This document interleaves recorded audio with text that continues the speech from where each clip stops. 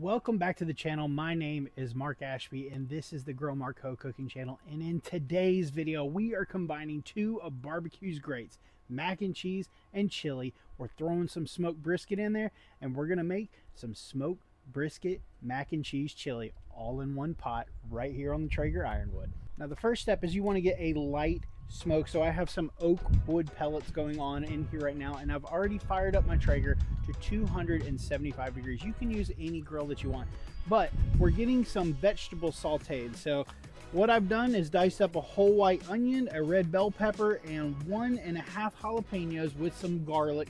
And this has been simmering in there with 2 tablespoons of melted butter. So it's sauteing and smoking in there for the last 15 minutes. Now we're gonna build the chili and add everything in there before we throw in the mac and cheese, but it's gotta cook for a few minutes. So let me show you how to get the first step of this brisket mac and cheese chili going. The vegetables are nice and smoky and soft and sauteed.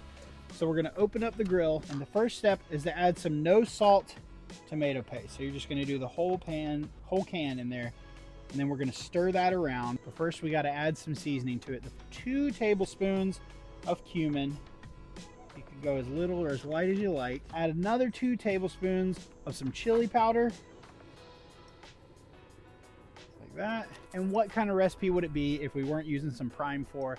First step, Prime 4 Classic, right there. Look at those beautiful gold labels. You can order it at prime4barbecue.com. And you can go about 1 to 2 tablespoons here. Just like that. And the last one is Prime 4 Ancho and Pasilla chili. This is the award-winning rub. And we're gonna add that in there as well. Stir all that together. Look at those flavors meld really nice and beautifully. Once everything is nice and combined, we are gonna add 2 cans of fire roasted tomatoes. Use any kind that you like. I just went with Hunt's. That's what Publix had on sale. And then we're gonna add 2 cups of beef bone broth. Pour that in. And then mix everything around again. We're gonna let this simmer for about 15 minutes, and then we're gonna add some chopped up brisket to it. 15 minutes is up and we have some smoked chopped brisket right here. So we're gonna add this in next. This has been nice and cooking and melting. So we're gonna add about 3/4 of this, about 2 pounds. But we're gonna leave a little out because we wanna garnish the brisket on top at the end. Make sure to stir that in to get it all nice and combined.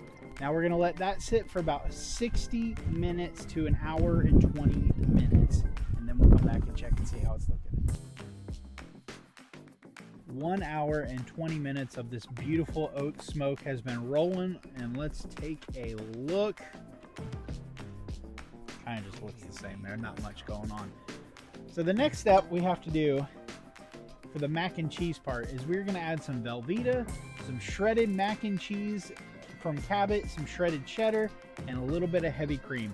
First, we're gonna start in with this melty Velveeta, and we're gonna add about 8 to 10 ounces or about half a block that's been cubed up. Then we're gonna add in our shredded cheese.